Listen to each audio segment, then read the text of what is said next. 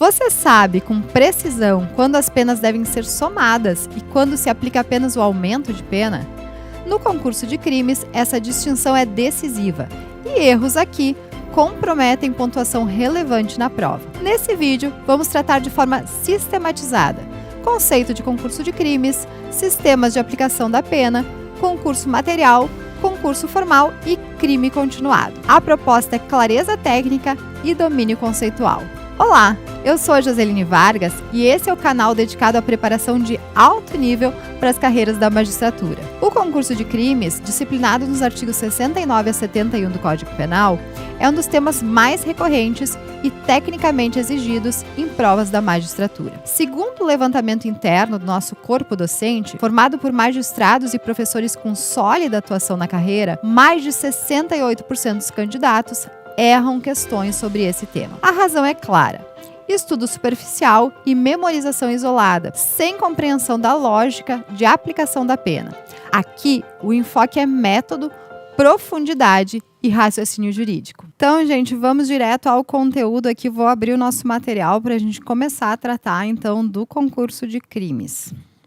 Então, concurso de crimes, gente, é quando a gente tá com uma ou mais ações ou omissões, pratica 2 ou mais crimes. Então, é uma unidade ou pluralidade de condutas, mas sempre pluralidade de crimes, tá? Então, para ter concurso de crimes, sempre tem que ter uma pluralidade de crimes. E nós temos algumas espécies de concurso de crimes. Nós temos concurso material, o concurso formal e a continuidade delitiva. Quais são os sistemas de aplicação de pena em cada um deles, tá? Nós temos 3 tipos de sistema de aplicação de pena. O sistema do cúmulo material, que é aquele que a gente soma as penas. No concurso de crimes, o material é com soma de penas. O concurso formal impróprio é com soma de penas. E o crime de multa também é com soma de penas. O sistema da exasperação é quando você pega a pena mais grave ou uma delas, né, se elas forem idênticas, e aplica um percentual, aumenta um quanto que está previsto na lei. E nesse sistema de exasperação a gente tem o concurso formal próprio e o crime continuado. E nós temos um tipo de aplicação que também é pouco falado, que é o sistema da absorção. Por quê? Porque é só nos crimes falimentares. Nesse caso, uma pena que é a maior, ela absorve as demais. Mas para a prática mesmo, no dia a dia, o juiz acaba utilizando mais realmente o cúmulo material e o sistema da exasperação. Cúmulo material, soma de penas, como o nome mesmo já diz. Exasperação, pega uma pena e exaspera, aumenta. Bom, concurso material, gente. Vamos começar a tratar do concurso material. Concurso material é quando há pluralidade de condutas, tá? Mais de uma conduta, e pluralidade de crimes. Pouco importa se foram feitos no mesmo contexto fático, tá? Não importa. São vários crimes, várias condutas. Está lá no artigo 69 do Código Penal. O que diz? Quando a gente, mediante mais de uma ação ou omissão, praticar 2 ou mais crimes, idênticos ou não, se aplica cumulativamente as penas privativas de liberdade em que ele tenha incorrido. Então, soma. Se somar pena de reclusão ou detenção, primeiro executa a reclusão. Ainda, no parágrafo 1º, diz que quando tiver sido aplicada a pena privativa de liberdade não suspensa, ou seja, que não teve o sursis, por um dos crimes, aí não poderia PRD em relação às outras. Depois a gente já vai ver que tem uma observaçãozinha. E quando forem aplicadas PRDs, pode cumprir simultaneamente ou, se não for possível, uma depois da outra, sucessivamente. O concurso ele pode ser homogêneo quando é o mesmo crime, por exemplo, sempre tráfico ou sempre roubo. Ou heterogênea, quando é um tráfico com um roubo, com um furto. Nesse sistema, então, como a gente já falou, vai haver a soma de penas. O juiz vai fixar as penas, vai aplicar a pena para cada uma das infrações e depois vai somar. O concurso material nas penas restritivas de direito, então, ocorre o seguinte: 2 penas restritivas de direito. Se for simultâneo, se tiver a possibilidade de cumprir simultâneo, vai cumprir juntas. Se não for possibilidade, vai cumprir uma, depois vai cumprir a outra. Quando há condenação a uma pena privativa de liberdade e uma PRD, Se a pena privativa de liberdade não tiver sido suspensa, não tiver tido sursis, via de regra não há possibilidade de dar PRD para as outras. Quando vai ser possível? Se pelo regime fixado for possível cumprir simultaneamente. Então, se for um regime aberto, por exemplo, para as outras pode sim uma PRD, tá? O outro tipo de concurso é o concurso formal. No concurso formal, nós temos uma conduta só. Material, a gente viu, era pluralidade de condutas. Aqui no formal, é uma conduta e pluralidade de resultados, pluralidade de crimes. Quando ocorre? Está lá no artigo 70. O artigo 70, na primeira parte, traz o concurso formal próprio e na segunda parte, o impróprio. Então, quando a gente, mediante uma só ação ou omissão, pratica 2 ou mais crimes, idênticos ou não, aplica-se a pena mais grave das penas cabíveis, ou se iguais, uma delas aumentada, em qualquer caso, de 1/6 até a metade. Aí, vamos fazer um risco ali nesse inciso, começa o resto. As penas aplicam-se, entretanto, cumulativamente, se a ação ou omissão é dolosa. Então, aqui é dolo. E os crimes concorrentes resultam o quê? De desígnios autônomos, ou seja, ele tinha desejo de cometer ambos os crimes, todos os crimes. Bom, só há unidade de conduta, só é uma conduta única, se os crimes tiverem sido cometidos no mesmo contexto fático, tá? Isso não quer dizer que tem que ter sido, por exemplo, matar uma pessoa com um golpe de faca. Não. Pode ser vários golpes e ainda tu vai estar no mesmo contexto fático. O que está querendo dizer que não pode ser assim, ó, um roubo hoje, um furto amanhã. Nesse caso, não é concurso formal. Concurso formal é um momento, é o mesmo contexto fático. Então, por exemplo, o sujeito chegou para assaltar 2 pessoas e levou o celular de uma e o relógio da outra. Concurso formal. Ou ele, num acidente de trânsito, ele estava embriagado, ele bateu num carro e atingiu 2 pessoas. Concurso formal. Tá? Então, mesmo contexto fático. Também pode acontecer o concurso formal nas hipóteses da aberratio ictus e na aberratio delicti. Quando que acontece? O 73 traz a aberratio ictus, que é o erro contra a pessoa. Eu queria atingir o João, mas eu errei a mira e atingi a Maria. Nesse caso, ele vai responder como se ele tivesse atingido o João. E vai haver o concurso formal quando? Quando ele queria atingir o João, ele atingiu o João, mas também atingiu a Maria sem querer. Aí vai ter o concurso formal. A aberratio delicti não é o erro contra a pessoa, ele é o erro em relação ao bem jurídico. Por exemplo, ele queria danificar um carro, ele foi jogar uma pedrada num carro. Só que aí estava passando um menino de skate e ele atingiu o menino. Então, ele errou em relação ao bem jurídico, ele não queria lesionar, ele queria causar um dano no veículo.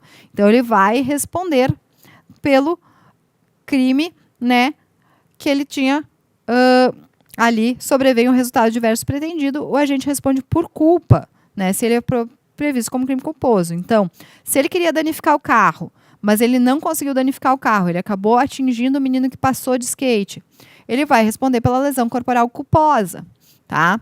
Se ele cometeu os 2 crimes, se ele, além de danificar o carro, ele acabou respingando ali a pedra na pessoa também que estava passando, vai haver o concurso formal.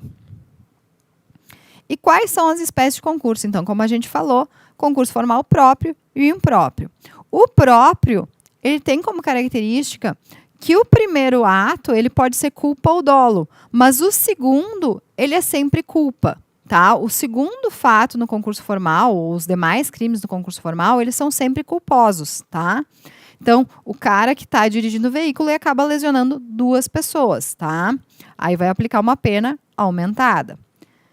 Já o concurso impróprio ou imperfeito, ele tem desígnios autônomos, ou seja, ele tem desejo de cometer os 2 crimes. Então, ele vai ter dolo no primeiro e no segundo ele também vai ter dolo. Pode ser o dolo direto e pode ser o dolo eventual. Tá? Ele assumiu o risco de cometer aquele crime. Quais são os exemplos, por exemplo? Nós temos aquele cara que quer matar o desafeto. E ele, então, resolve botar fogo na casa do desafeto de noite, quando ele estava dormindo. E aí, ele sabe que a mulher do cara está lá. Mas ele resolve tocar fogo mesmo assim, porque, afinal, ele assumiu o risco. Então, nesse caso, concurso formal impróprio, imperfeito. Mesmo exemplo que a gente tem aqui no Rio Grande do Sul, ficou meio famoso, história do bolo envenenado. A pessoa queria dar um bolo envenenado, matar o marido com o bolo envenenado. Mas ela ofereceu aquele bolo para a sogra também, para a irmã que estava lá. Então, ela, no mínimo, assumiu o risco de atingir essas pessoas também. Então, dolo e dolo. Nesse caso, concurso formal impróprio, imperfeito, soma de penas. Como é a aplicação de pena, então, revendo? No formal próprio, é a exasperação. A gente vai pegar e vai aumentar aquela pena maior, ou se forem idênticas, uma delas, de um percentual.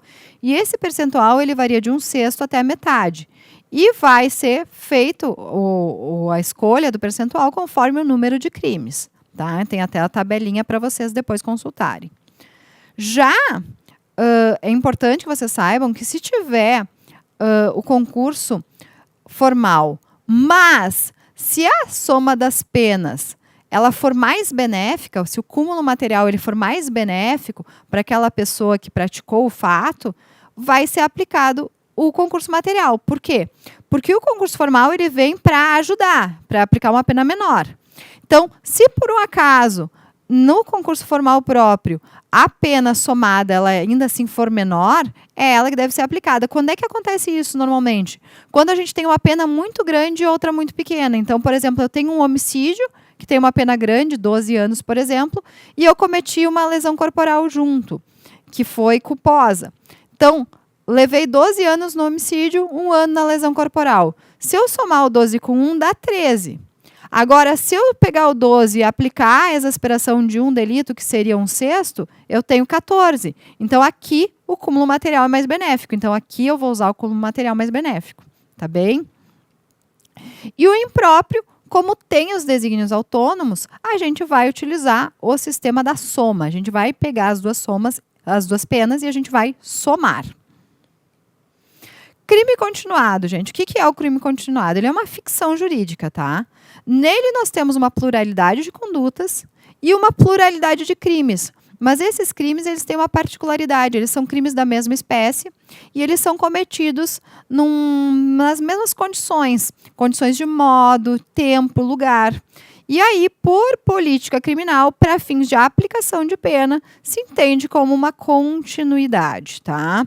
Então, essa continuidade, a invenção jurídica, ela serve para aplicação de pena, mas, por exemplo, a prescrição, cada infração tem a sua. Então, não há, para outros institutos, não há essa ficção, é só para fins de aplicação da pena.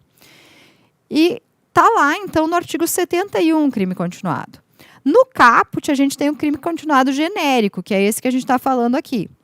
E no parágrafo único, a gente tem o crime continuado específico, que a gente vai falar daqui a pouquinho. Então, quais são os requisitos do crime continuado genérico ou comum? Tem requisitos objetivos e um requisito subjetivo. Objetivos, primeiro deles é a pluralidade de condutas, ou seja, tem que ter mais de uma ação ou omissão. Segundo, crimes da mesma espécie. O que são os crimes da mesma espécie? São crimes que estão no mesmo tipo penal e têm a proteção do mesmo bem jurídico. Tá? Então, por exemplo, furto e roubo não é crime da mesma espécie. Roubo e extorsão não é crime da mesma espécie. A jurisprudência entende, por exemplo, que crime da mesma espécie é estupro e atentado violento ao pedor, o artigo 213 que a gente tinha. Então, nesse caso, há a possibilidade do crime continuado. Ou então, quando é furto, né? Crime continuado. Mas tem que ser crimes da mesma espécie. Conexão temporal. Se entende que tem que estar lá dentro dos 30 dias. É um prazo que normalmente é aceito. Mas em crime tributário já foi aceito até 3 meses, tá, gente? Conexão espacial. Tem que estar na mesma cidade ou no máximo em cidades vizinhas. E aí, nós temos também a conexão modal, que é a mesma maneira de execução. Então, por exemplo, um furto mediante escalada e um furto por repouso noturno ou rompimento de obstáculo, eles não são a mesma coisa. Então, não é o mesmo modo de execução. Da mesma forma, um crime que eu cometi sozinho e um crime em concurso de agentes também não tem a mesma modo de execução. Então, aí também já não caracteriza a continuidade delitiva. Então, esses foram os requisitos objetivos. Nós temos também um requisito subjetivo. Tá? Nós temos 2 teorias a respeito desse requisito subjetivo, que é a unidade de desígnios. uma teoria que é a predominante, que é a teoria objetivo, subjetivo ou mista, que diz que nós temos que ter também o requisito subjetivo, não basta os requisitos objetivos. E nós temos a objetiva pura, que entende que só os objetivos seriam suficientes. Só que essa objetiva pura, ela é minoritária. Então, prevalece o quê? Que precisa da unidade de desígnios. E o que é a unidade de desígnios? É que todos esses crimes que ele cometeu, eles fariam parte do mesmo plano inicial dele, que ele sempre teve a intenção de cometer aqueles fatos todos. Exemplo, gente. O sujeito trabalha numa loja, ele é caixa de uma loja e todo dia ele vai lá e tira R$100. Ele queria roubar 10 mil, furtar 10 mil, mas todo dia ele ia lá e pegava 100 para não dar tanto na aparência. Isso pode, então, configurar a continuidade delitiva. E como que é aplicada a pena no crime continuado genérico? Pela exasperação. A gente vai pegar e, conforme o número de crimes, a gente vai botar no percentual ali entre 1/6 e 2/3.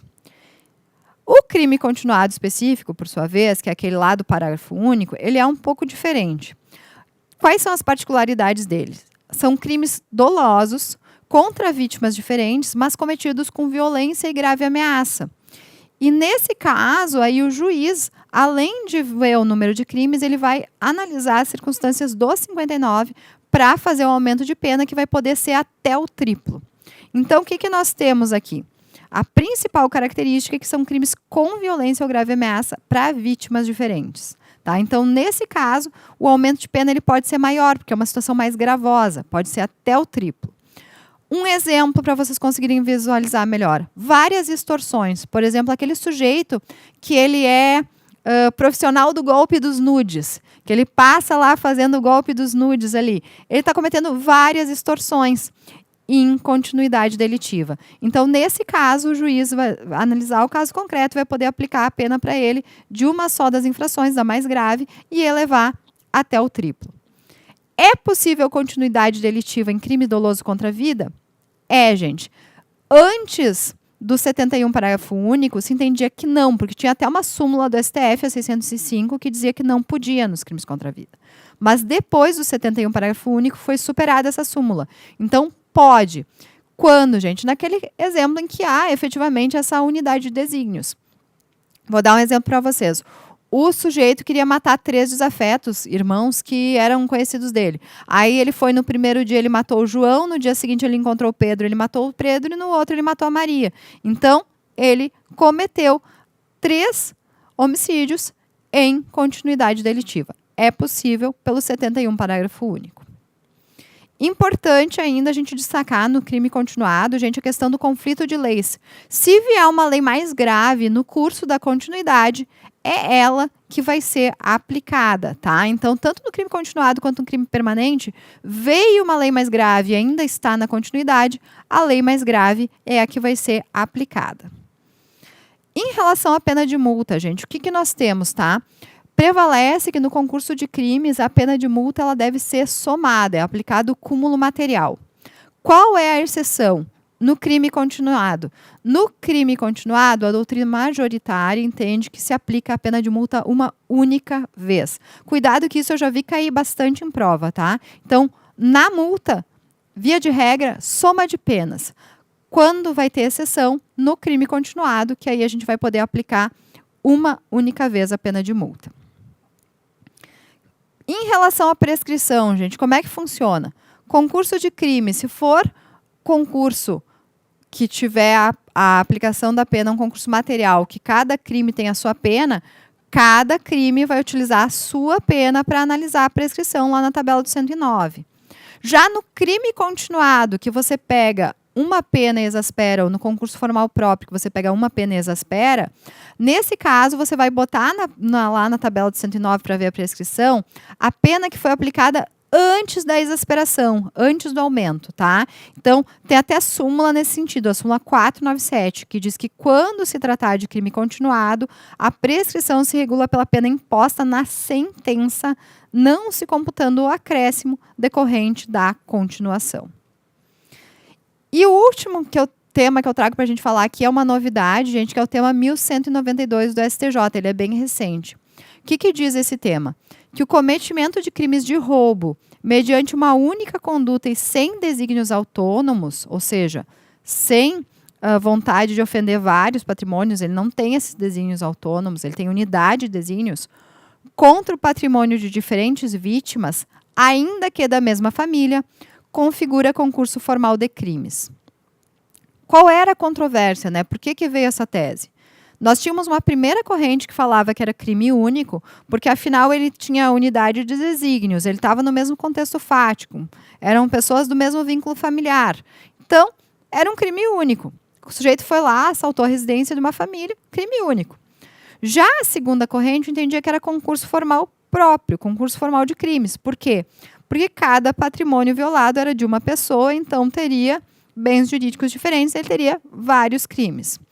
Por que prevaleceu, então, o concurso formal próprio, gente? Porque o patrimônio ele é tido como um bem jurídico individual. Então, se você roubar bens de várias pessoas, tu está ofendendo vários patrimônios. Então, você subtraiu bens de 3 pessoas, você ofendeu 3 patrimônios. Então, aí, se tu ofendeu 3 patrimônios, é um crime patrimonial, tu tem 3 delitos em concurso formal. Então, se o agente subtrai bens de 3 vítimas, ele ofendeu 3 patrimônios, cometeu 3 delitos em concurso formal. Pouco importa se tem unidade de desígnio, se foi no mesmo contexto e são membros da mesma família. Patrimônio é individual, então vai ter o número de crimes conforme forem os patrimônios violados. Esse tema é bem recente, pode cair na prova de vocês. Então, gente, muito brevemente, foram essas as dicas que eu tinha para vocês, as explanações que eu tinha para vocês sobre concurso de crimes.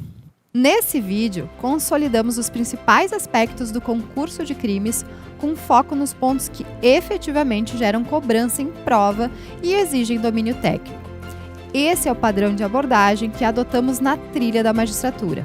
Profundidade teórica, método de estudo e condução por professores que conhecem a carreira na prática. Se você busca uma preparação consistente, com aulas estruturadas, materiais estratégicos e simulados alinhados ao nível da magistratura, o link na descrição dá acesso ao nosso evento gratuito da Trilha da Magistratura. E se você quer um vídeo específico sobre execução penal, clica no vídeo que está aparecendo na tela agora. Te vejo lá!